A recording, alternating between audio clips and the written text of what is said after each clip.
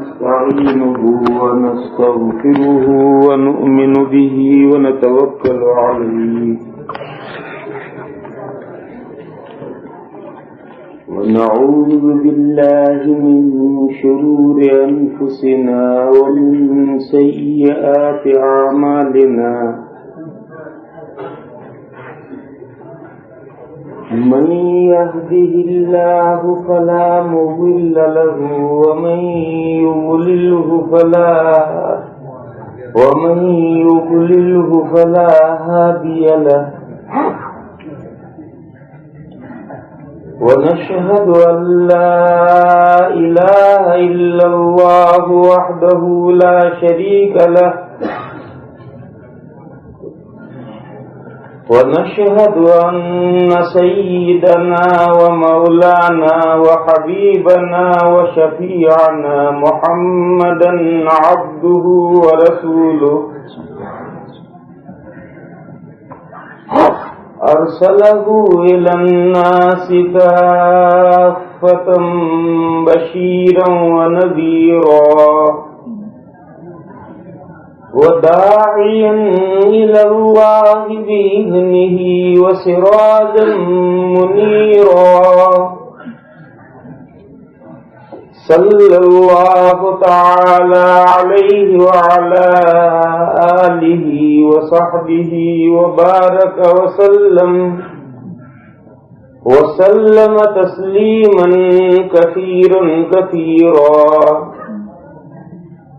وبعد فأعوذ بالله من الشيطان الرجيم بسم الله الرحمن الرحيم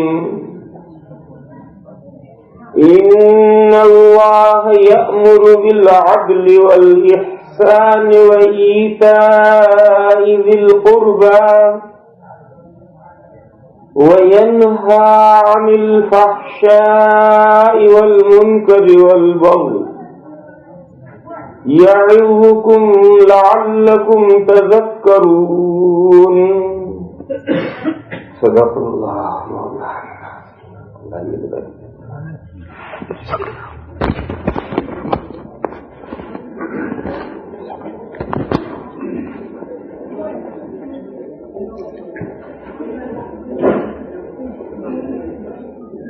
بزرگوں اور بھائیوں،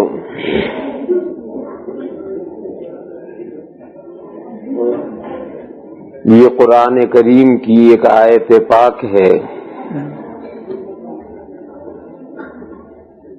جہاں سے ہمارے قاری صاحبان نے، حفاظ کرام نے آج نماز شروع کی تھی۔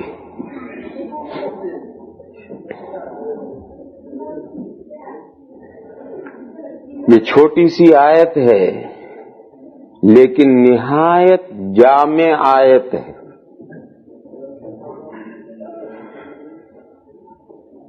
شریعت کا پورا نچوڑ اس آیت کریمہ میں لے لیا گیا ہے، اور اسی وجہ سے حضرت عمر بن العزیز رحمہم اللہ کے زمانے سے لے کر آج تک 1300 سال گزر گئے ہیں۔ ان 1300 سال تک مسلسل جمعہ کے خطبے میں اور عیدین کے خطبے میں اسی آیت کریمہ پر خطبہ ختم کیا جاتا ہے۔ پورے 1300 سال سے پوری زمین پر یہی عمل چلا آ رہا ہے کہ عیدین کے خطبے بھی اسی آیت پر ختم ہوتے ہیں اور جمعہ کے خطبے بھی اسی آیت پر ختم ہوتے ہیں۔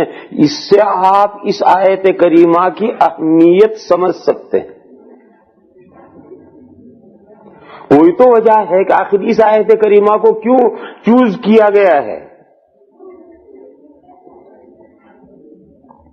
وہ وہ اسی آیت کریمہ کی جو جامعیت ہے مضمون کی، اور جو دین کا پورے شریعت کا اور پوری دین کا جو خلاصہ اس کے اندر کیا گیا ہے، اس کی وجہ سے اس آیت کریمہ کو لیا گیا ہے، تاکہ آخر میں یہ آیت کریمہ ہر مسلمان کو سنا دی جائے، تاکہ اگلے جمعے تک اس کے ذہن کے اندر یہ آیت رہے، اور اس آیت کریمہ کے ذریعے سے گویا پورا دین اس کی نگاہوں کے سامنے پورا ویک رہے، اور اگلے جمعہ کو پھر یہی آیت سنائی جائے گی۔ میں نے یہ کہا کہ 1300 سال گزر چکے ہیں، اس کو آپ حضرات سمجھ گئے ہوں گے۔ اسلام پر 14 صدیاں گزر چکی ہیں، 15ویں صدی چل رہی ہے، اس کا 70واں سال چل رہا ہے، 15ویں صدی کا 70واں سال چل رہا ہے، 14 صدیاں پوری ہو گئی، کیوں یہ ہجری سن ہے 1417، 1417 کا مطلب کہ 14 صدیاں پوری ہو گئی، اور 15ویں صدی کا یہ 70واں سال ہے۔ حضرت عمر بن عبد العزیز رحمت اللہ علیہ، عمر بن عبد العزیز رحمت اللہ علیہ یہ پہلی صدی کے ختم پر امیر المومنین بنے ہیں۔ سن 99 ہجری میں امیر المومنین بنے ہیں، 99 ہجری کا تھوڑا سا باقی رہ گیا تھا، پھر 100 ہجری پورا انہوں نے حکومت کی ہے، امیر المومنین رہے ہیں، اور 101 ہجری میں حضرت کی وفات ہو گئی۔ پورے 2 سال حضرت نے حکومت نہیں کی، 2 سال میں بھی کچھ کم حضرت کی حکومت رہی، تو پہلی سینچری تو ختم ہو گئی، پہلی صدی تو ختم ہو گئی، تو 14 صدیوں میں سے 100 سال نکال دو تو 13 صدیاں ہوئی۔ تو حضرت عمر ابن عبد العزیز رحمت اللہ علیہ نے جمعہ کے خطبے میں یہ آیت کریمہ داخل کی ہے اور شروع کی ہے، اور اس وقت سے لے کر ساری زمین پر تمام مسلمان ان 1300 سال سے خطبوں کے آخر میں جمعہ کا دوسرا خطبہ اور عیدین کا دوسرے خطبے اسی آیت پر پورا کرتے ہیں۔ یہ میں نے کہا تھا 1300 سال گزر گئے ہیں، پہلی صدی کے ختم پر حضرت عمر ابن عبد العزیز رحمت اللہ علیہ ہوئے ہیں۔ یہ آپ حضرات کے علم میں بات ہوگی ہی کہ خلفائے راشدین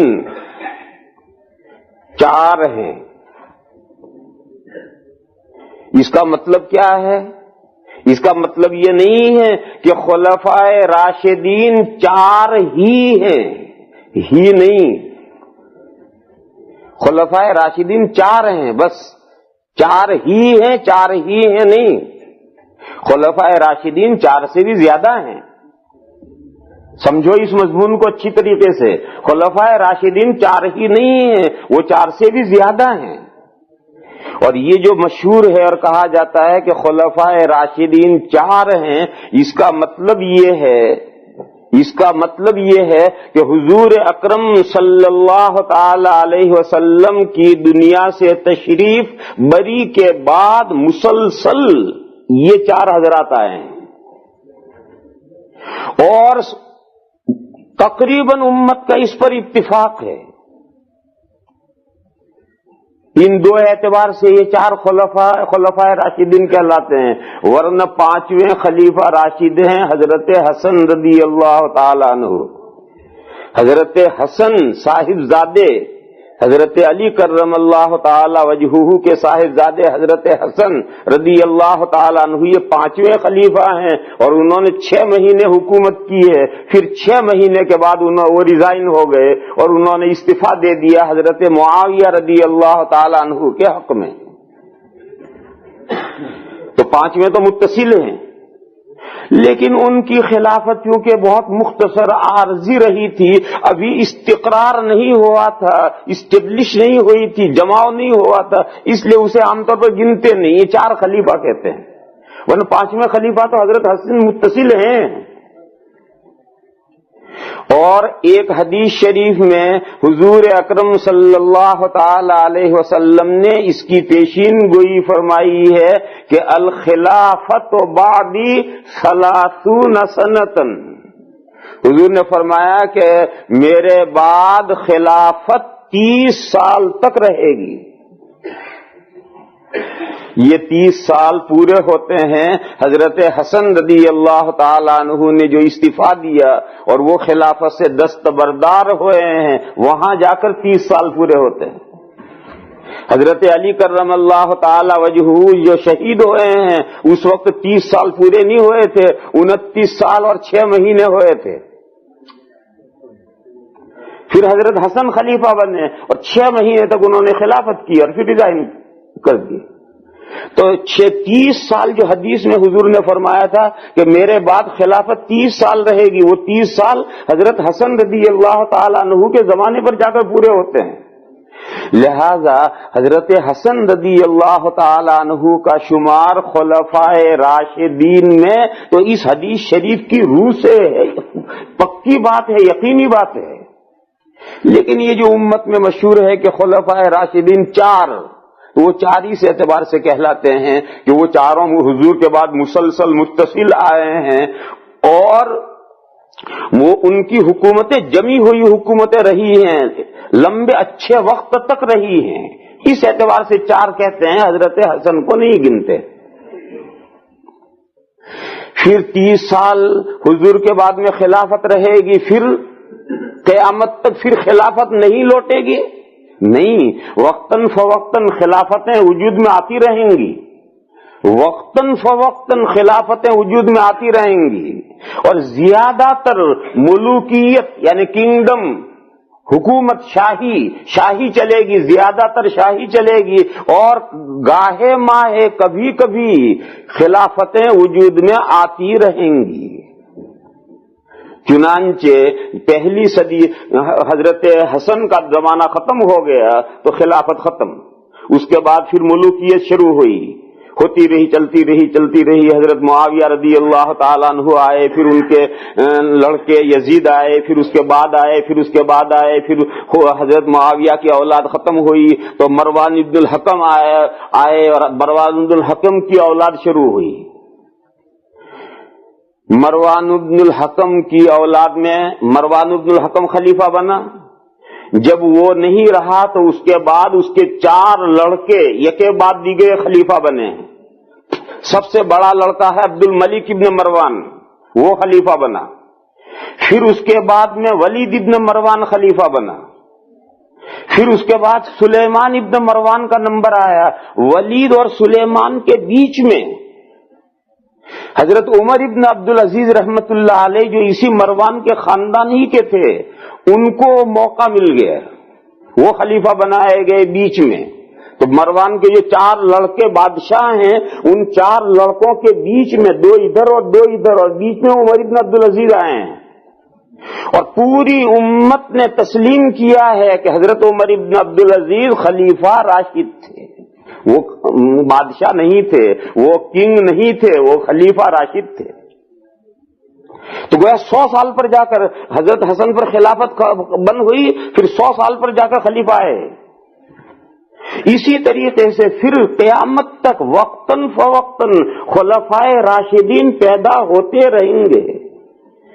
یہ مطلب خلفائے راشدین کا نہیں ہے کہ بس وہ 4 ہی خلیفہ راشد ہیں، ایسا نہیں۔ خلیفہ راشد کسے کہتے ہیں اسے سمجھ لو تو یہ مضمون سمجھ میں آئے۔ یہ مضمون سمجھ میں کب آئے گا؟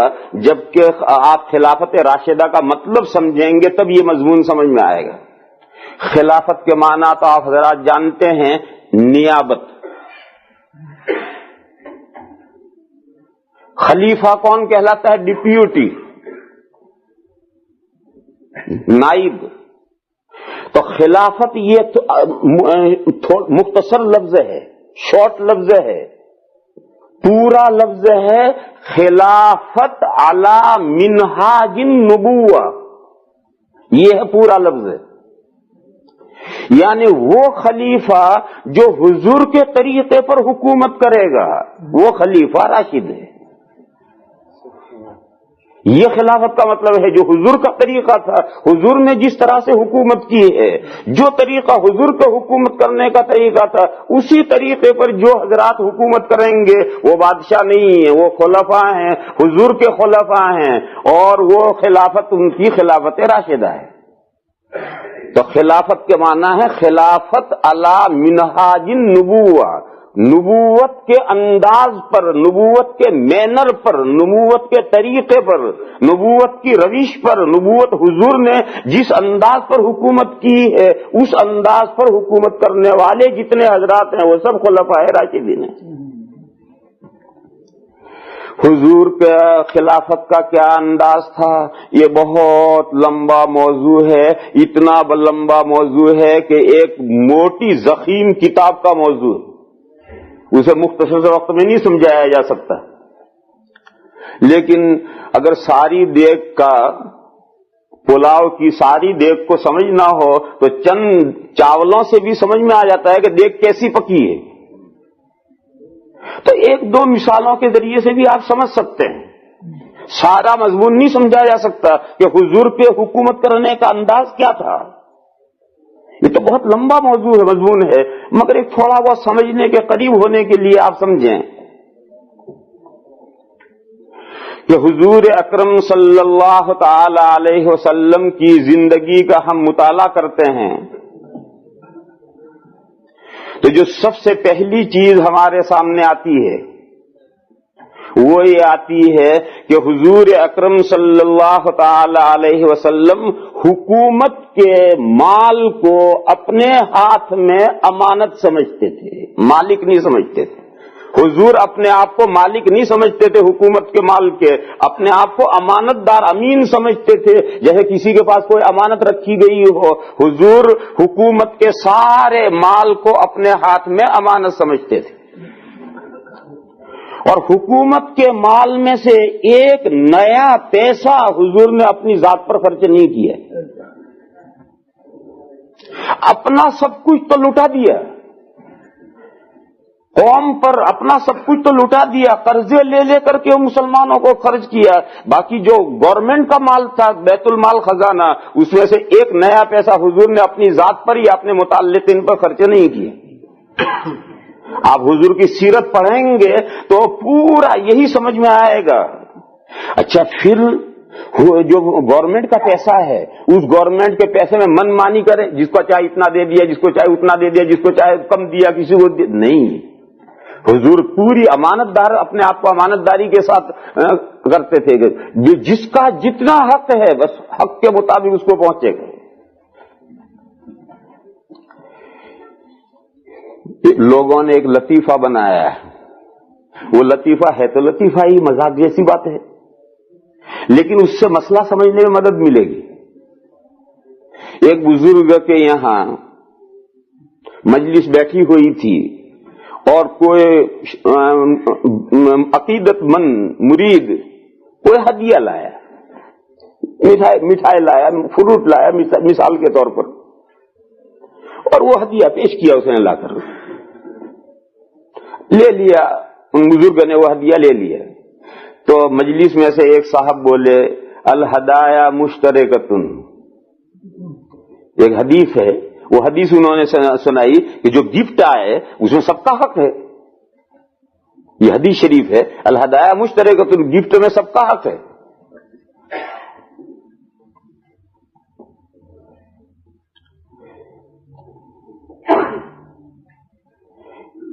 یہ مضمون یہاں روک دو، پھر یہ حدیث سنائی تو پھر کہیں حدیث غلط نہ سمجھ جاؤ تم. یہ پہلے اب حدیث سمجھا دوں. پہلے ایک بزرگ کے یہاں، دوسرے بزرگ کا قصہ سناتا ہوں. ایک بزرگ کے یہاں ہدیہ آیا، مجلس میں بیٹھے تھے ہدیہ آیا تو ایک مجلس میں سے ایک نے یہ کہا کہ الہدایا مشترکتن، ہدیہ مشترک ہوتا ہے، سب کا حصہ ہوتا ہے اس میں. تو انہوں نے سارا ہی اسے دے دیا. لے، ہم شرک کو پسند نہیں کرتے. انہوں نے سارا ہی اسے دے دیا اور یہ کہا کہ ہم شرک کو پسند نہیں کرتے. یہ قصہ تو اسے محفوظ رکھو. ایک دوسرا قصہ ہے حضرت امام ابو یوسف علیہ الرحمہ جو امام اعظم کے شاگرد ہیں، امام ابو یوسف، ان کی مجلس ایک مرتبہ ہو رہی تھی اور کسی نے کوئی ہدیہ پیش کیا، تو مجلس میں سے ایک نے کہا الہدایا مشترکۃ، تو حضرت نے خادم سے کہا میرے گھر پہنچا دے، فرمایا جا میرے گھر پہنچا دے، اور لوگوں سے کہا یہ وہ ہدیہ نہیں جو مشترک ہوتا ہے، نہیں دیا کسی کو، مجلس میں سے نہیں دیا، اور خادم سے کہا میرے گھر پہنچا دے۔ تو دیکھو ایک قصہ وہ بھی ہے، انہوں نے بانٹا نہیں، سارا اسے دے دیا اور یہ کہا کہ نہیں ہم شرک نہیں پسند کرتے تو سارا ہی لے لے، اور امام ابو یوسف نے کسی کو نہیں دیا، گھر بھیج دیا۔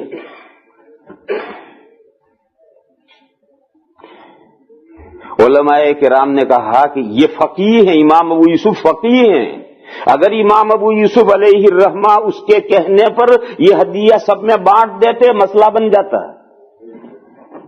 مسئلہ بن جاتا، اور آج ہر ایک کو بانٹنا پڑتا، اور ان بزرگوں نے عمل کر دیا، وہ بزرگی کی باتیں ہیں، آج اگر کوئی اس پر عمل کرتا ہے تو بہت بڑی بات ہے، بزرگی کی بات ہے، وہ مسئلہ نہیں ہے، وہ بزرگی کی بات ہے۔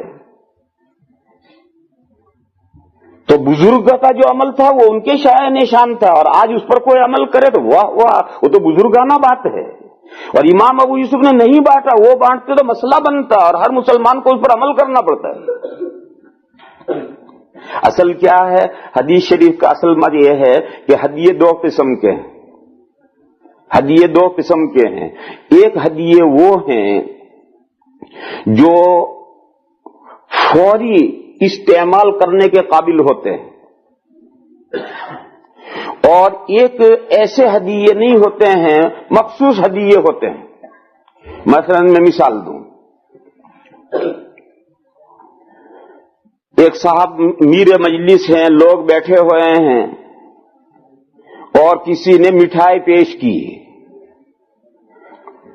یہ ایک ایسا ہدیہ ہے، کھجوریں پیش کی، مٹھائی پیش کی، یہ ایسا ہدیہ ہے کہ سب کو دیں گے، تھوڑا تھوڑا لے لو، سب کو تھوڑا تھوڑا کھلائیں گے،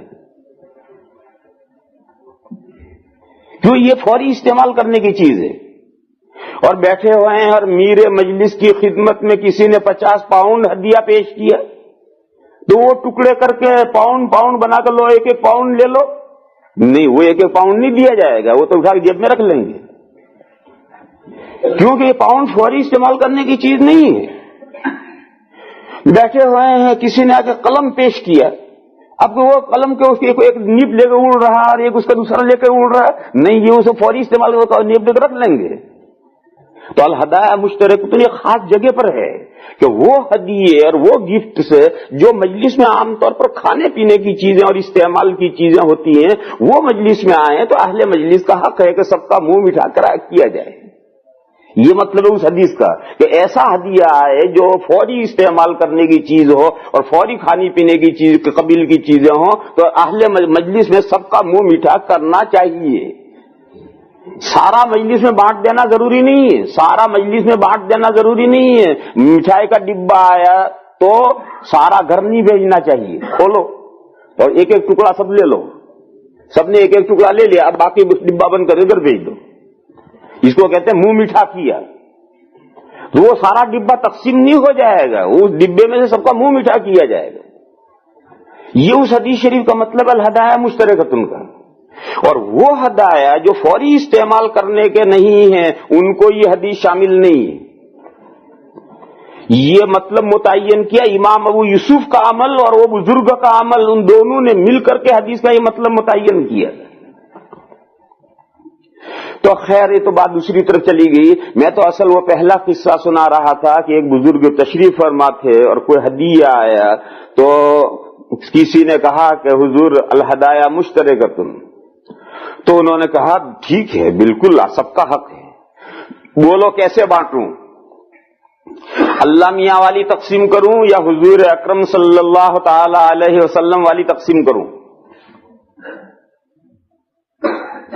تو لوگوں نے کہا کہ یہ کیا عجیب و غریب بات ہے، اللہ میاں کی تقسیم کیسی ہوتی ہوگی اور حضور کی تقسیم کیسی ہوتی ہوگی؟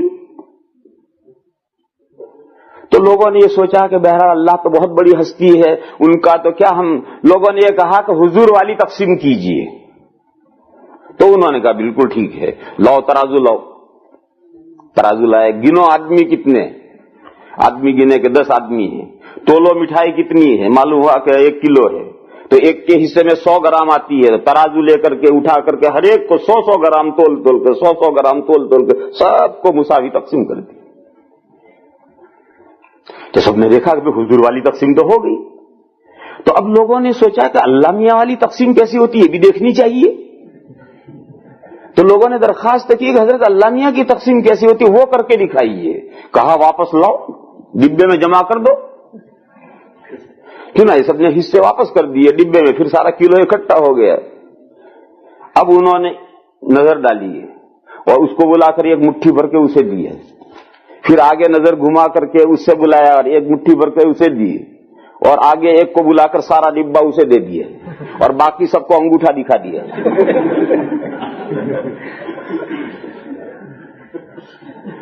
تو لوگوں نے کہا یہ کیا؟ تو انہوں نے کہا اللہ میاں کی تقسیم تو ایسے ہی ہے، کوئی ملینر ہے، کوئی فٹ پاتھ پر سو رہا ہے، تو مالک ہے وہ، جس کو چاہے جو چاہے دے دے، کسی کو کم دے کسی کو زیادہ دے۔ تم دنیا میں دیکھتے نہیں ہو کہ کسی کا کوئی کھانے والا نہیں ہے اور اس کے پیسوں کا حساب نہیں ہے، اور پیچھے کسی کے پیچھے پورا لاؤ لشکر لگا ہوا ہے اور پیٹ بھر کے روٹی نہیں مل رہی۔ تو اللہ میاں کی تقسیم تو ایسی ہی ہوتی ہے۔ تو یہ تو لطیفہ ہے، قصہ ہے، مگر اس قصے میں جو سمجھنے کی بات ہے وہ یہ ہے کہ حضور کی تقسیم کیسی، کانٹے کے تول۔ تو حضور اکرم صلی اللہ تعالی علیہ وسلم گورنمنٹ کے مال کو اپنی ذات پر تو حضور نے کبھی خرچ نہیں کیا، اور گورنمنٹ کا مال لوگوں کے درمیان میں جو تقسیم کیا وہ بھی کانٹے کے تول تقسیم کیا۔ یہ نہیں کہ ہمارے اختیار میں ہے، جس کو چاہے کم دے دیں، جس کو چاہے زائد دے دیں، کوئی شاعر آیا اس کو بہت دے دیا، اور کوئی آرٹسٹ آیا اس کو بہت دے دیا، اور کوئی بیچارہ غریب آیا اس کو دھکے دے دیے۔ ایسا نہیں، جس کا جو حق ہے کانٹے کے تول حضور نے دیا۔ اب آپ اس پیمانے کو لے کر آگے بڑھیے۔ صدیق اکبر رضی اللہ تعالیٰ عنہ، صدیق اکبر رضی اللہ تعالیٰ عنہ کی زندگی آپ کے سامنے۔ جب صدیق اکبر رضی اللہ تعالیٰ عنہ خلیفہ بنائے گئے،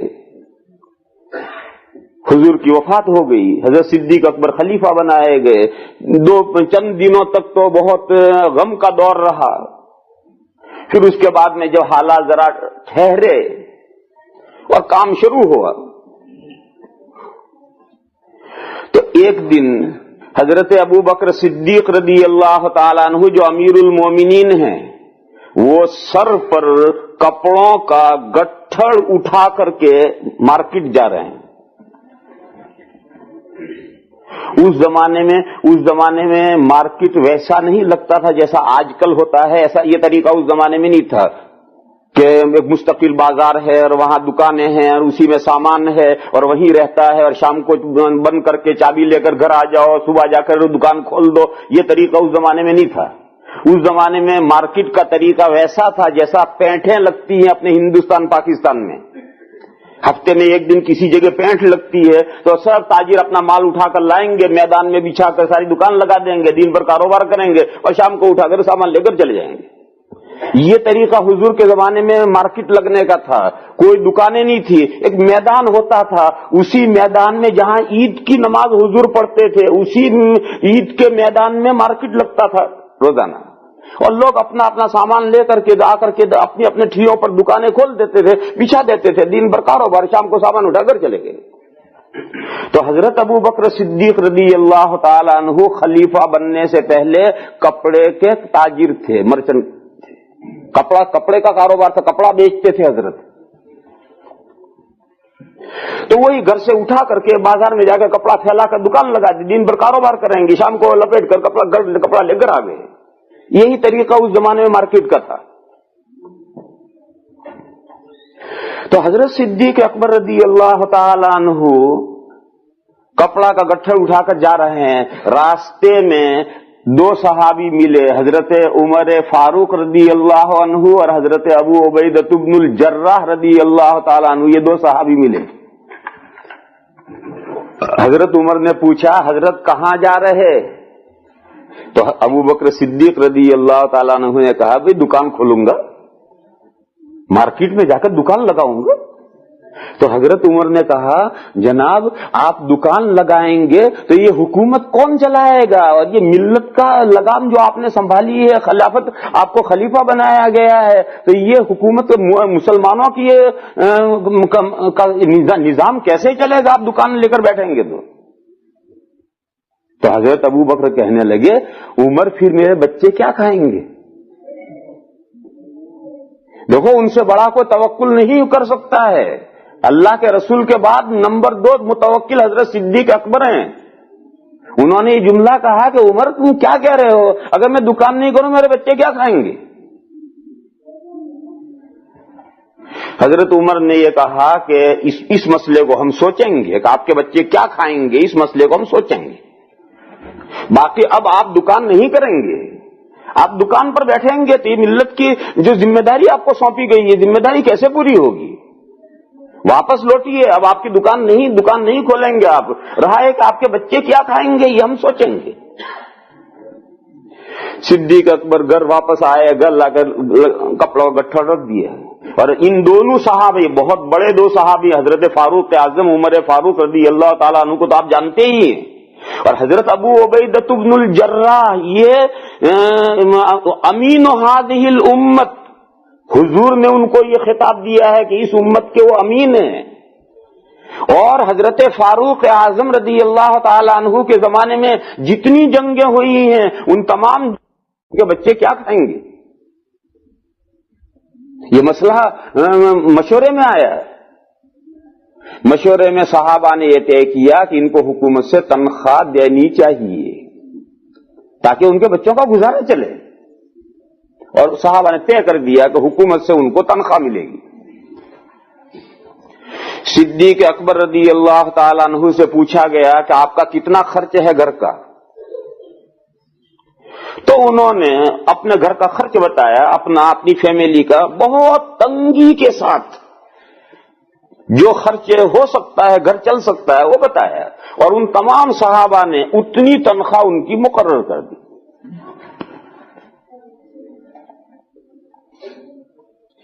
حضرت کا گھر چلنے لگا، حکومت بھی چلنے لگی۔ اچھا، تو اتنی تنگی سے انہوں نے فہرست دی تھی اپنے خرچے کی کہ جو تنخواہ آتی ہے تو بڑی تنگی سے گھر کے اندر گزارا مہینہ پورا ہوتا ہے۔ بیوی صاحبہ نے ایک مرتبہ حضرت سے کہا کہ بچے کئی دن سے مطالبہ کر رہے ہیں میٹھے کا کہ کوئی میٹھا آئٹم پکنا چاہیے، تو صدیق اکبر نے کہا میری تنخواہ میں گنجائش میٹھے کی نہیں۔ کیا عورتیں جو سلیقہ مند ہوتی ہیں، بڑی سلیقہ مند جو ہوتی عورتیں، تو بیوی صاحبہ نے تھوڑا تھوڑا 5 پیسے 10 پیسے پس انداز کرنے شروع کیے، بچانے شروع کیے، اور جو سلیقہ مند ہے مٹھی مٹھی آٹا بچائیں گی تو ہفتے 15 دن میں 1 دن کا خرچ نکال لیں گی، تو تھوڑا تھوڑا پس انداز کرنا شروع کیا، اور 10-15 روز کے بعد میں ایک دن کھانے پر جب آئے تو اب کھانے پر جو کھانا آیا تو اس میں میٹھا آئٹم بھی آیا، تو حضرت نے پوچھا کہ بھئی یہ مٹھائی کہاں سے آئی؟ تب بیوی صاحبہ نے بتلائی کہ ہم نے خرچے میں سے گھٹانا شروع کیا تھا، روزانہ 10 پیسے گھٹاتے گئے، آج اتنی رقم ہو گئی تھی کہ ہم نے یہ میٹھا آئٹم بنا لیا۔ اچھا، اسی وقت انہوں نے قلم دواد اٹھایا اور پرچہ لکھا بیت المال کو کہ میری تنخواہ میں سے اتنے پیسے کم کر دیے۔ آج پتا چلا کہ یہ 10 پیسے اگر کم ہوں گے تو میرا گھر کا خرچ چل سکتا ہے، اسی وقت بیت المال کو پرچہ لکھا ہے کہ آج سے میری تنخواہ میں سے 10 پیسے کم کر دیے۔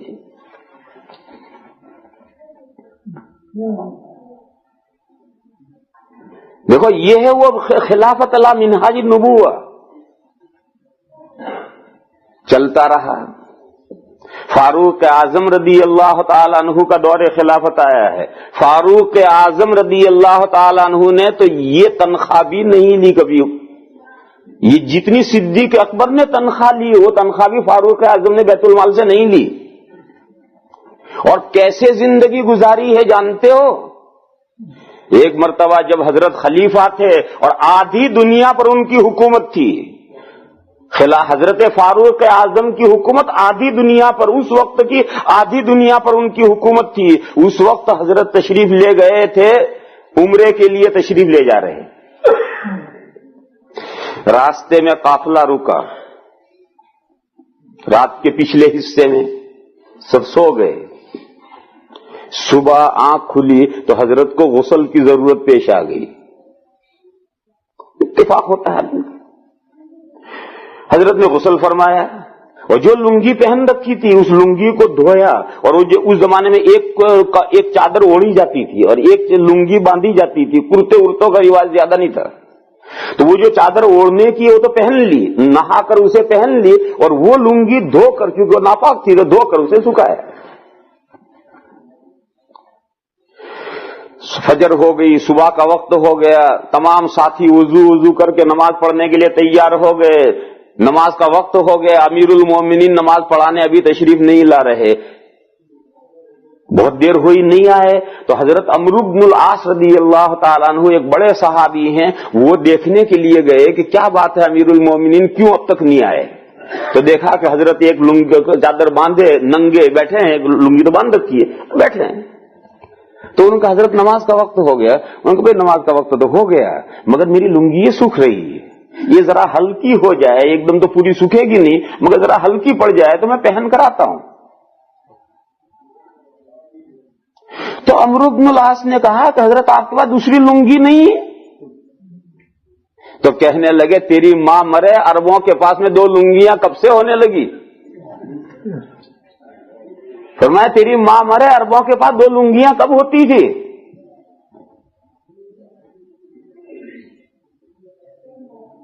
تو انہوں نے یہ کہا کہ حضرت میرے پاس ایکسٹرا ہے، میں لاتا ہوں اسے پہن لیں.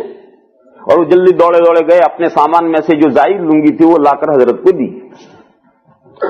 حضرت عمر نے وہ لنگی پہنی، دوسری چادر اوڑھی، نماز پڑھانے کے لیے چلے. تھوڑا سا چلے اور پتہ نہیں کیا یاد آیا، واپس لوٹ گئے. اور واپس آ کر کے پھر وہی اپنی چادر باندھ دی اور ان کی لنگی نکال کر انہیں واپس کر دی اور کہا لو تمہاری لنگی جا کر رکھ لو اور بیٹھے ہوئے انتظار کرو میرے نماز کے میں میری یہ لنگی ہلکی ہوگی تب پہن کر نماز پڑھانے آؤں گا، وہاں تک انتظار کرو. اور یہ کہا کہ تمہاری لنگی پہن کر اس لیے نہیں آ رہا ہوں کہ ہو سکتا ہے کہ قافلے میں سے کوئی یہ خیال کرے کہ عمر کے پاس 2 لنگیاں ہیں، ایک وہ سوکھ رہی اور ایک یہ پہن کر آئے. تو اگر ان کے پاس ایک ہی لنگی ہوگی تو ان کا دل ٹوٹے گا. اور میں کس کو بتانے جاؤں گا کہ یہ لنگی میری نہیں ہے، یہ میں نے مانگ کر تمہارے پاس سے پہنی ہے، میں کس کو بتانے جاؤں گا. لہذا قافلے میں جن کے پاس میں ایک ہی لنگی ہوگی ان کا دل ٹوٹے گا کہ امیر المومنین کے پاس 2 لنگیاں ہیں. اس لیے کہا تمہاری لنگی پہن کر نماز پڑھانے نہیں آؤں گا، میری لنگی سوکھے گی جب بھی آؤں گا، انتظار کرو، میری نماز میں میرا انتظار کرو. یہ اس زمانے کا جو وہ آدھی دنیا کے بادشاہ تھے اس زمانے کا یہ قصہ ہے. اسی دور خلافت کا حضرت فاروق اعظم کا واقعہ ہے. ایک راوی کہتے ہیں کہ میں نے بیت اللہ شریف کا طواف کرتے ہوئے حضرت فاروق اعظم کے کرتے میں 16 پیون گنے ہیں. امیر المومنین ہیں، ساری دنیا کا بادشاہ ہے، اللہ کے گھر طواف کرنے کے لیے گیا ہے. اللہ کا حکم ہے خذوا زینتکم عند کل مسجد، مسجد میں آؤ شاندار کپڑے پہن کر آؤ. تو حضرت کے پاس جو کپڑے ہوں گے ان میں شاندار پہن کر تو گئے ہوں گے. ان شاندار کپڑوں کا حال یہ ہے کہ ایک کرتے کے اندر 16 پیون تھے.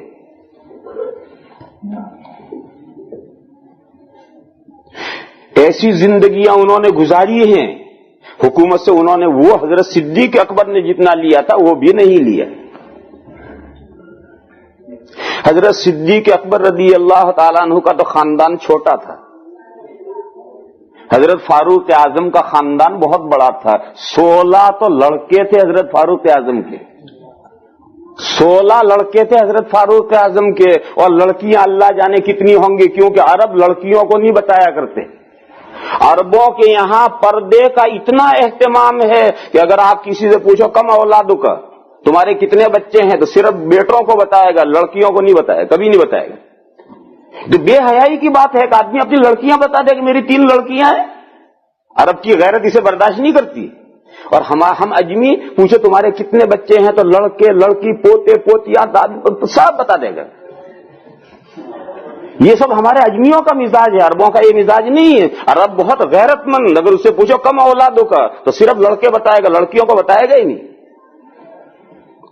تو اس لیے یہ بڑے بڑے صحابہ ان کی لڑکیاں کتنی تھی اللہ جانے کتنی تھی، تاریخ میں ہے ہی نہیں. صرف لڑکوں کا ذکر ہے کہ 16 لڑکے تھے حضرت کے. تو جب اتنے لڑکے ہوں گے تو اتنی ہی لڑکیاں ہوں گی، اتنے ہی گھر میں نوکر خادم ہوں گے، 2-4 بیویاں ہوں گی، باندیاں ہوں گی. اتنی بڑی فیملی تھی اور حکومت سے ایک پیسہ نہیں لیتے. کوئی سوچے کہ گزارا کیسے چلتا تھا؟ کوئی یہ سوچ سکتا ہے کہ گزارا کیسے چلتا تھا؟ دیکھو گزارا ایسے چلتا تھا. جب حضرت فاروق اعظم رضی اللہ تعالیٰ عنہ کو شہید کیا گیا ہے، خنجر مارا ہے، ابو لؤلؤ نے خنجر مارا ہے، تو خنجر لگنے کے بعد 3 دن فاروق اعظم زندہ رہے ہیں. 3 دن کے بعد وفات ہوئی. پیٹ میں خنجر لگا تھا اور اتنا آنتیں پھٹ گئی تھی کہ جو کھاتے تھے وہ نکل جاتا تھا، لیکن پھر بھی 3 دن تک زندہ رہے حضرت. 3 دن کے بعد وفات ہوئی. تو وہ جو زخمی ہونے کے جو 3 دن ہیں، ان 3 دنوں کا قصہ ہے کہ ان کے سب سے بڑے بیٹے ہیں حضرت ابن عمر رضی اللہ تعالیٰ عنہما، جو صحابی ہیں، وہ بہت بڑے صحابی ہیں حضرت ابن عمر، عبداللہ ابن عمر. تو انہوں نے اپنے بیٹے کو بلایا، بڑے بیٹے کو، اور کہا کہ دیکھو بیٹے اب میں تو بہت جلد مرنے والا ہوں اور میرا کتنا قرضہ ہے اللہ جانے کتنا قرضہ ہے. لہذا جب میرا انتقال ہو جائے تو تم میری جو اولاد ہو یہ سب اکٹھا ہوئی ہو اور سب اکٹھا ہو کر کے میرا قرضہ ادا کیجیے. اور اگر وہ قرضہ تمہارے بوجھ، تم اس بوجھ کو نہ اٹھا سکو اور تمہاری ہمت سے زیادہ قرضہ نکلے تو پھر میرا جو خاندان ہے بنو عدی کو بلائیو اور بنو عدی سے کہیو ہمارے قبیلے کے ایک آدمی کا یہ قرضہ ہے، سب قبیلہ مل کر ادا کرو یہ قرضہ. اور اگر وہ قرضہ اتنا زیادہ ہو جائے کہ بنو عدی بھی نہیں ادا کر سکیں تو پھر عام مسلمانوں کے سامنے رکھیو کہ امیر المومنین کا یہ قرضہ ہے، سب مسلمان ادا کرو. یہ وصیت کی تھی حضرت نے. اللہ کا یہ کرنا تھا کہ حضرت کے انتقال کے بعد وہ سارا قرضہ حضرت کے بیٹوں ہی نے ادا کر دیا. خاندان سے بھی ہیلپ اور مدد نہیں لینی پڑی، بیٹوں ہی نے ادا کر دیا. تو وہ تو اسی طرح سے چلتا تھا کام. یہاں ایک مسئلہ سنو، قرضہ بہت بری چیز ہے. قرضہ کرنا بہت بری چیز ہے اور قرضہ کیے بغیر دنیا میں کوئی آدمی جی بھی نہیں سکتا. ہر آدمی کو کچھ نہ کچھ قرض لینا دینا پڑتا ہے. کون آدمی ایسا ہے کہ جس کے اوپر ایک پیسہ بھی قرض نہ ہو؟ کچھ نہ کچھ ہوتا ہی ہے. اور قرضہ بہت بری چیز ہے. اتنی بری چیز ہے کہ حضور کے زمانے میں جب حکومت کے پاس آمدنی نہیں تھی تو اس زمانے میں اگر کوئی آدمی جنازہ آتا تو سب سے پہلی بات حضور یہ پوچھتے کہ یہ آدمی مقروض تو نہیں مرا. اگر یہ بتایا جاتا کہ یہ مقروض مرا ہے تو حضور پوچھتے کہ اس کے ترکے میں بھرپائی ہے یا نہیں. اگر کہا جاتا کہ اس کا ترکہ پیچھے کچھ نہیں ہے تو حضور اس کا جنازہ نہیں پڑھتے تھے اور صحابہ سے کہہ دیتے تھے تم پڑھ کر دفن کر دو. اور صحابہ وہ جنازہ پڑھ کر دفن کرتے تھے اور حضور اس کا نماز جنازہ نہیں پڑھتے تھے. کیوں؟ تاکہ لوگوں کو تنبیہ ہو اور ہر آدمی قرضے سے بچے. کیوں؟ موت اللہ جانے کب آ جائے اور ہم اگر مقروض مریں گے تو حضور کی نماز سے محروم رہیں گے. اس خیال سے ہر آدمی قرضے سے بچنے کی کوشش کرے گا. پھر جب حکومت کے پاس آمدنی شروع ہوئی تو حضور نے تقریر فرمائی اور یہ فرمایا کہ انا اولا بالمؤمنین من انفسہم، میں مسلمانوں کا ان کی ذاتوں سے زیادہ حق رکھتا ہوں. حضور نے فرمایا کہ میں مسلمانوں کا ان کی ذاتوں کا ان پر جتنا حق ہے اس سے زیادہ میں اس سے حق رکھتا ہوں. لہذا اگر کوئی مسلمان مقروض مرتا ہے اور اس کے قرضے کی بھرپائی کے لیے ترکہ نہیں ہے تو میرے پاس لاؤ، میں اس کا قرضہ ادا کروں گا گورنمنٹ سے. اور اگر کوئی مرتا ہے اور ترکہ چھوڑتا ہے تو حضور نے فرمایا میں ترکہ نہیں لوں گا، ترکہ اس کے ورثہ لیں گے، کہ میں قرضہ بھروں گا تو ترکہ بھی لوں گا، نہیں ترکہ نہیں، ترکہ تو اس کے ورثہ لیں گے، لیکن اگر قرضہ ہے اور اس کی بھرپائی کی کوئی شکل نہیں ہے تو میرے پاس لاؤ، میں قرضہ بھروں گا۔ اور پھر حضور نے مقروض کی بھی نماز جنازہ پڑھنی شروع کی، اور ایسا کوئی مقروض مرتا تو اس کا قرضہ حضور بیت المال سے ادا کرتے۔ یہ جو واقعہ ہے اس سے معلوم ہوگا قرضہ کتنی بری چیز ہے۔ اچھا، دوسری طرف جب حضور اکرم صلی اللہ تعالی علیہ وسلم کی دنیا سے تشریف بری ہوئی ہے، حضور کی وفات ہوئی ہے، تو حضور نے ایک دکان پر سے، یہودی کی ایک دکان سے اپنے گھر کے خرچے کے لیے 20 سا جو لے رکھا تھا، 20 سا یعنی 80 کلو گرام، تقریباً 80 کلو گرام جو لے رکھا تھا، ادھار لے رکھا تھا، اور اس کے یہاں مورگیج کے طور پر، گروی کے طور پر اپنا لوہے کا کرتا رکھ رکھا تھا، اور یہ قرضہ ابھی ادا نہیں ہوا تھا اور حضور کی وفات ہو گئی۔ اور حضور کی وفات کے بعد میں یہ قرضہ حضور کے گھر والوں نے قرضہ ادا کر کے وہ زرہ وہاں سے چھڑوائی ہے۔ کیا اعلان ہے بتا دے، ایسے بولو وہیں سے پہنچ جائے گا، زور سے بولو۔ 749 WCB، چلو ہوگی، پلیز ریموو یور کار۔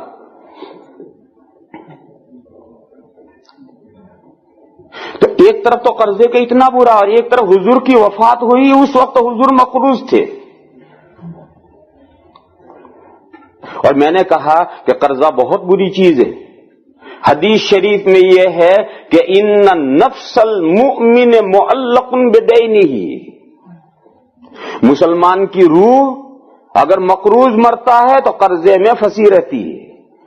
حدیث شریف ہے یہ، ان نفس المؤمن معلقۃ بدینہ حتی یقضی عنہ، مسلمان کی روح قرضے میں پھنسی رہتی ہے جب تک پیچھے والے اس کا قرضہ نہیں ادا کریں گے، اس روح کو چھٹکارا نہیں ملے گا۔ تو قرضہ اتنی بری چیز ہے۔ اور دوسری طرف میں نے یہ کہا کہ قرضے سے تو مفری نہیں ہے، دنیا میں کون آدمی بغیر قرضہ کیے رہ سکتا ہے؟ کچھ نے تھوڑا زیادہ تو قرضہ ہوتا ہی ہر ایک پر۔ اور دوسری طرف خود حضور کی وفات ہوئی تو حضور پر قرضہ تھا، لہذا اب یہ سب چیزیں ملا کر کے مسئلہ سنو، 2 صورتوں میں قرضہ کرنے کی اجازت ہے۔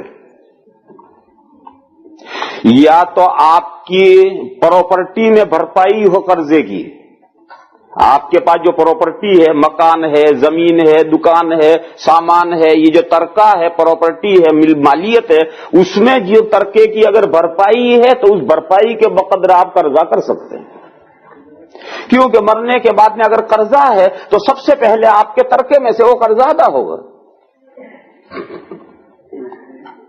دوسری صورت یہ ہے کہ آدمی کے پیچھے متعلقین ایسے ہیں کہ آدمی کو اس پر 100% اعتماد ہے کہ اگر اچانک میری آنکھ بند ہو گئی تو میری اولاد میرا قرضہ چکائے گی، تو قرضہ کر سکتا ہے آدمی۔ ایسے متعلقین ہوں، اس کے گھر والے ہوں، بیوی بچے ہوں، متعلقین ہوں، اور وہ یہ یقین طور پر جانتا ہے کہ اگر میں اچانک مر جاؤں گا تو میرے متعلق میرا قرضہ ضرور چکائیں گے، تو قرضہ کرنے کی اجازت ہے۔ تو پراپرٹی میں، ترکے میں بھرپائی کے بقدر قرضہ کر سکتے ہو، اور متعلقین پر اعتماد کی بات ہو تو قرضہ کر سکتے ہو۔ ان 2 شکلوں کے علاوہ قرضہ کرنے کی اجازت نہیں۔ پھر قرضہ بڑی خطرناک چیز ہے، قرضہ کرنا بہت خطرناک چیز ہے۔ اللہ جانے کس وقت آنکھ بند ہو جائے، اور اگر اچانک آنکھ بند ہو گئی اور پیچھے قرضہ کھڑا رہا تو مرنے والے کی روح اس قرضے میں پھنسی رہے گی۔ بس یہ 2 شکلیں ہیں۔ ایک شکل اور ہے، مگر وہ حرب الحوث کے لیے دار و رسن نہیں، ہر آدمی کو وہ شکل نہیں ملتی۔ ایک شکل اور ہے، ایک بہت بڑے صحابی حضرت زبیر بن العوام رضی اللہ تعالی عنہ، حضور کے پھوپھی زاد بھائی ہیں، حضور کے پھوپھی کے لڑکے ہیں، پھوپھی زاد بھائی ہیں، اور حضور نے ان کو جو مختلف صحابہ کو جو ٹائٹل دیے ہیں، لقب دیے ہیں، ان کو لقب دیا ہے حواری رسول اللہ صلی اللہ علیہ وسلم فی الجنہ، جنت میں حضور کے خاص مددگار۔ عیسیٰ علیہ السلام کے حواری تھے نا، وہ جو عیسیٰ علیہ السلام کے خاص شاگرد حواری، وہ حواری لفظ حضور نے ان کے لیے استعمال کیا کہ جنت میں یہ میرا حواری ہے۔ یہ زبیر ابن عوام رضی اللہ تعالی عنہ اس زمانے میں دور صحابہ میں بینک تھے۔ اس زمانے میں بینکیں تو تھی نہیں، تو لوگوں کے پاس میں جو حفاظت کے قابل مال زیور جو کچھ ہوتا تھا تو لوگ کہاں رکھیں؟ اس زمانے میں بینک ہوتے تھے آدمی، جو قابل اعتماد بھروسے کا آدمی ہوتا تھا اس کے پاس امانتیں رکھی جاتی تھی۔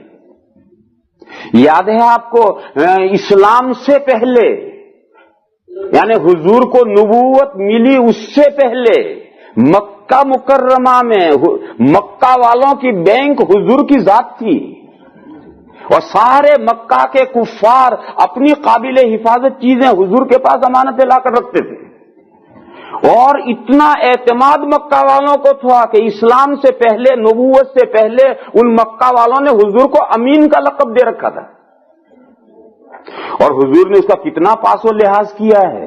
جب حضور نے ہجرت کی ہے تو حضور کے پاس وہ لوگوں کافروں کی امانتیں تھی، وہ امانتیں حضور نے ان امانتوں کی واپسی کا سامان کیا کیا ہے؟ اپنے بستر پر اپنے داماد، اپنے چچازاد بھائی حضرت علی کو لٹایا ہے، اور رات میں حضور ہجرت کے لیے باہر نکل گئے اور غار ثور میں جا کر چھپ گئے ہیں، اور صبح کو حضرت علی کو پوری لسٹ دے کر گئے تھے، اور صبح کو انہوں نے ایک ایک آدمی کی سب امانتیں ان کو پہنچا دی۔ تو مکہ چھوڑ کر دشمنوں نے تنگ کر دیا ہے، مکہ چھوڑ کر حضور مجبوراً جا رہے ہیں، مگر امانت والوں کی امانتیں سب کی پہنچا کر جا رہے ہیں۔ تو یہ واقعہ ہے، تو اس سے آپ سمجھیں کہ آج کل جو بینک ہوتے اس زمانے میں بینک نہیں تھے، اس زمانے میں ایسے جو قابل اعتماد لوگ ہوتے تھے وہ قابل اعتماد آدمی بینک ہوتے تھے، انہی کے پاس میں قابل حفاظت چیزیں رکھی جاتی تھی۔ زمانے کے طریقے مختلف ہوتے ہیں۔ تو دور صحابہ میں حضرت زبیر ابن عوام رضی اللہ تعالی عنہ بینک تھے، لوگ پیسے وغیرہ ان کے پاس قابل حفاظت چیزیں لا کر رکھتے تھے۔ تو جب لوگ ان کے پاس رکھنے کے لیے آتے تھے تو وہ ان سے یہ کہتے تھے کہ بھئی تو میرے پاس جو امانت رکھے گا تو بے نہیں وہی چیز مجھے حفاظت کرنی پڑے گی۔ میں ایک اس سے بہتر شکل بتاؤں تجھے، وہ یہ ہے کہ تو جو پیسہ مجھے قرض دے دے، میں اسے استعمال کر لوں گا، اور تجھے جب ضرورت پڑے گی تیری رقم تجھے دے دوں گا۔ تو لوگ اعتماد کرتے تھے، تو لوگ یہ کہتے ہیں حضرت ایسا کر لیجئے۔ تو اب وہ جو لوگ آ کر امانتیں رکھتے تھے وہ امانت کے بجائے حضرت قرض لے لیتے تھے، اور قرض لے کر غریبوں میں بانٹ دی، اور جب وہ واپس مانگنے آتا تھا تو واپس دے دیتے تھے، ادھر کی ادھر، ادھر کی ادھر کر کے سب کے حساب چلتے رہتے تھے، اور کوئی پریشانی نہیں ہوتی تھی۔ ہوتا رہا ان کی وفات کا وقت آیا، انہوں نے اپنے بیٹے عبداللہ ابن زبیر کو بلایا اور بلا کر کہا کہ بیٹے مجھ پر اتنے قرضے ہیں کہ میں بھی نہیں جانتا ہوں کتنے قرضے ہیں، اور کس کے ہیں یہ بھی نہیں معلوم، کیونکہ میں نے لوگوں سے قرضے رکھے اور سب غریبوں میں رقم بانٹ دی ہے۔ لہذا میرے مرنے کے بعد جب میرا انتقال ہو جائے تو 3 سال تک حج میں جائیو، اور مینا کے میدان میں 3 دن تک اعلان کیجیو کہ زبیر کا انتقال ہو گیا ہے، میرے ابا زبیر کا انتقال ہو گیا ہے، جس کا ان کے پاس قرضہ ہو وہ قرضہ مجھ سے آ کے لے جاؤ۔ 3 سال تک یہ مینا میں اعلان کرنا، اور جو بھی آ کر قرضہ مانگے اسے کوئی ثبوت مت پوچھیو، وہ جتنا قرضہ کہے وہ قرضہ ادا کیجیے، یہ نہ پوچھو کہ کس وقت دیا کتنا دیا، نہیں، وہ جتنا قرضہ بتاتا ہے وہ قرضہ ادا کیجیے، اور 3 سال تک یہ اعلان کیجیے۔ اور یہ کہا کہ دیکھو اگر کوئی قرض مانگنے والا آ جائے اور تمہارے پاس میں گنجائش قرض ادا کرنے کی نہ ہو تو 2 رکعت نفل نماز پڑھی ہو اور 2 رکعت نفل نماز پڑھ کر کے دیکھو جو میں الفاظ بتا رہا ہوں انہی الفاظ میں دعا کرنا کہ یا اللہ، یہ دعا کرنا اے زبیر کے رب کا یہ لفظ بولنا، اے زبیر کے رب، باہر ایک قرض مانگنے والا بیٹھا ہے اور میرے پاس انتظام نہیں ہے، آپ اس کا انتظام کر دیجئے، میرا رب انتظام کر دے گا۔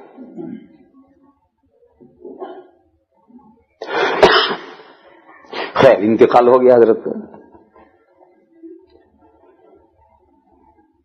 15-20 روز 25 روز تو کوئی قرضہ مانگنے آیا ہی نہیں۔ نیا غم کا معاملہ ہے، قرضہ مانگنے والے شروع میں ایک دم نہیں مانگا کرتے، لیکن جب غم ہلکا پڑ جائے گا تو اب تو قرض مانگنے والے تو بہرحال آئیں گے۔ تو ایک صاحب قرض مانگنے کے لیے آئے اور انہوں نے آ کر یہ کہا، بہت بڑی رقم بتائی مثال کے طور پر، کہ انہوں نے آ کر یہ کہا کہ میں نے حضرت زبیر کو 10 لاکھ روپے دے رکھے تھے، درہم دے رکھے تھے، لہذا مجھے وہ رقم چاہیے۔ اب 10 لاکھ کا لفظ سن کر ان کے تو پیروں تلے سے زمین نکل گئی، اس لیے کہ 10 لاکھ کا تو کہیں انہوں نے خواب بھی نہیں دیکھا تھا۔ تھوڑی بہت رقم بتاتے وہ انتظام کر کے دے دیتے، لیکن اتنی بڑی رقم بتائی کہ ان کے تو پیروں تلے زمین نکل گئی اور وہ تو فوراً اٹھ کر گھر میں چلے گئے اور جا کر انہوں نے وضو کیا اور مصلی بچھایا اور نماز پڑھنی شروع کی، وہی جو طریقہ بتایا تھا۔ اچھا یہ صاحب جو بیٹھے آئے تھے، جب یہ کوئی عبداللہ ابن زبیر کوئی جواب دیے بغیر چپ چاپ اٹھ کر چلے گئے اندر، تو ان کو پشیمانی ہوئی کہ میں نے برا کیا کہ آ کر قرضہ مانگا، بیچاروں کے پاس انتظام نہیں ہے اور میں نے آ کر قرضہ مانگ لیا اتنا بڑا، اب یہ بیچارے شرمندہ ہو کر گھر میں چلے گئے، مجھے کوئی جواب بھی نہیں دیا، تو یہ شرمندہ ہو کر واپس لوٹ گئے، یہ شرمندہ ہو کر گھر لوٹ گئے۔ کہاں کا تھا؟ مدینہ کا تھا نہیں، باہر سے کہیں سے آیا ہو آدمی تھا، کون تھا اللہ جانے کون تھا۔ اب یہ تو گھر میں گئے، 2 رکعت نماز پڑھی، نماز پڑھ کر دعا کی کہ اے زبیر کے رب، باہر ایک قرض مانگنے والا بیٹھا ہے، میرے پاس انتظام نہیں ہے، آپ اس کا انتظام کر دیں۔ اب باہر آئے تو باہر تو کوئی نہیں، چارپائی خالی۔ ہم ڈھونڈے بھی وہ آدمی کہاں گیا، معلوم نہیں کون آدمی تھا، کہاں گیا اللہ جانے کہاں گیا، بہت ڈھونڈا انہیں، ملا ہی نہیں کہیں آدمی کو۔ ابھی وہ اس آدمی کو ڈھونڈ ہی رہے تھے کہ راستے میں حضرت عثمان غنی رضی اللہ تعالیٰ عنہ مل گئے یا کوئی اور صحابی ملے، انہوں نے ان سے کہا کہ عبداللہ تمہاری وہ مدینہ کے باہر جو فلاں پلاٹ ہے، زمین ہے مکان بنانے کی، وہ زمین بیچنی ہے؟ تو چونکہ یہ واقعہ پیش آ گیا تھا کہ یہ قرض مانگنے آیا ہے اور ایسا اور بھی کوئی آئے گا، تو اب یہ زمین بکنے کے لیے گاہک آیا ہے، تو انہوں نے سوچا کہ بہت اچھا موقع ہے، ان کا جی بیچنی۔ تو انہوں نے کہا کہ دیکھو اگر وہ تمہیں زمین بیچنی ہے تو میں 50,000 روپے دوں گا، میری یہ بولی ہے، اور مجھے تم سوچ کر کل جواب دینا، اور کوئی اس سے زائد رقم دے تو مجھ سے پوچھے بغیر سودا مت کرنا، اور مجھے سوچ کر کل جواب دو۔ بہت اچھا۔ شام کو حضرت معاویہ رضی اللہ تعالیٰ عنہ آ گئے، انہوں نے آ کر کہا کہ بھئی تمہاری وہ فلاں زمین ہے وہ تمہیں بیچنی ہے؟ تو انہوں نے کہا ہاں بیچنی ہے، اور 50,000 کے آفر ایک آدمی کر چکا ہے۔ انہوں نے کہا 1 لاکھ میں دوں گا۔ تو انہوں نے کہا کہ مجھے پہلے ان سے بات کرنی پڑے گی، کیونکہ پہلا آفر ان کی ہے، تو تم 1 لاکھ دے رہے ہو تو میں پہلے ان سے کہوں، اگر وہ بھی 1 لاکھ دے سکتے ہو تو ان کا حق پہلے ہے، کیونکہ آفر ان کی پہلے ہے، ان کا کوئی حرج نہیں، ان سے پوچھ لو، اور وہ 1 لاکھ نہ دے تو میں 1 لاکھ دوں گا۔ دوسرے دن ان کے پاس گئے، انہوں نے جا کے کہا کہ فلاں صاحب آئے تھے، انہوں نے 1 لاکھ اس کے لگائے، انہوں نے کہا میں اس کے 1.25 لاکھ دوں گا، اور دیکھو کل تک سوچ کر پھر بتائیے، جلدی مت کرو بیچنے میں 1.25 لاکھ دوں گا۔ شام کو وہ صاحب دوسرے صاحب پھر آئے کہ بھئی کیا ہوا، انہوں نے کہا تم نے 1.25 لاکھ کہہ دیا، انہوں نے کہا میں 2 لاکھ دوں گا۔ یوں ہوتے ہوتے ہوتے وہ زمین جو کل 10,000 روپے کی زمین تھی، اس آپس میں کچھ کیا وجہ، اللہ تعالیٰ کے فیصلے، ہوتے ہوتے وہ زمین 25 لاکھ میں بکی، کل 10,000 کی وہ زمین تھی، اس زمانے کے ویلیو کے اعتبار سے کچھ 10,000 کی زمین تھی، وہ زمین 25 لاکھ میں بکی. وہ ایک دعا کی برکت. بھائی زبیر کے رب، قرضہ مانگنے والا بیٹھا ہے، میرے پاس انتظام نہیں، آپ انتظام کر دیجئے. دیکھو زبیر کے رب نے انتظام کیا، 10,000 کی چیز 25 لاکھ میں بکوا دی. تو میرے بھائیوں، یہ تو ایک اور طریقہ ہے، مگر یہ طریقہ ہم میں سے ہر کسی کے بس کا نہیں ہے. ہر بلحوث کے لیے دار و رسن کہاں؟ یہ تو کوئی بڑے لوگ ہیں، بڑے جو لوگ ہیں ان کا مقام ہے، لہذا اس کی تو ہرس کیجیے نہیں. ہمارے لیے تو مسئلہ وہی ہے کہ 2 شکلوں میں قرضہ کرنے کی اجازت ہے. یہ آدمی کے پاس جتنی ملکیت ہے، جائیداد ہے، پراپرٹی ہے، مالیت ہے، ترکہ ہے، اس کے اندر تک قرضہ کرنے کی اجازت ہے. یا پھر آدمی کے متعلقین ایسے مضبوط ہیں کہ آدمی کو یہ بالکل یقین ہے کہ اگر میں اچانک دنیا سے چلا گیا تو میرے پسماندگان قرضہ میرا کھڑا نہیں رکھیں گے، وہ قرضہ چکائیں گے، پہلی فرصت میں قرضہ چکا دیں گے. تو پھر ان 2 صورتوں میں قرضہ آدمی کر سکتا ہے. ان 2 صورتوں کے علاوہ قرضہ بڑی خطرناک چیز ہے، بے حد خطرناک چیز ہے. اتنی خطرناک چیز کہ حضور اس مخلوق کی نماز نہیں پڑھتے تھے، اور اتنی خطرناک چیز کہ حضور نے فرمایا کہ مومن کی روح اس قرضے میں پھنسی رہتی ہے جب تک وہ قرضہ نہ چکایا جائے. تو میں تو اصل یہ بات عرض کر رہا تھا کہ حضرت فاروق اعظم رضی اللہ تعالیٰ عنہ نے اتنا قرض کر رکھا تھا، انہیں اپنی اولاد پر اعتماد تھا کہ خدا نہ خواستہ میرا وقت آ گیا تو میرے متعلقین قرضہ ادا کریں گے. چنانچہ بلا کر یہی وصیت کی کہ میرا قرضہ تم اولاد ادا کرنا، تمہارے اولاد سے زیادہ ہو جائے تو میرے خاندان سے کہنا، خاندان بھی نہ ادا کرے تو مسلمانوں سے کہنا. تو انہوں نے تو زندگی ایسے ہی گزاری.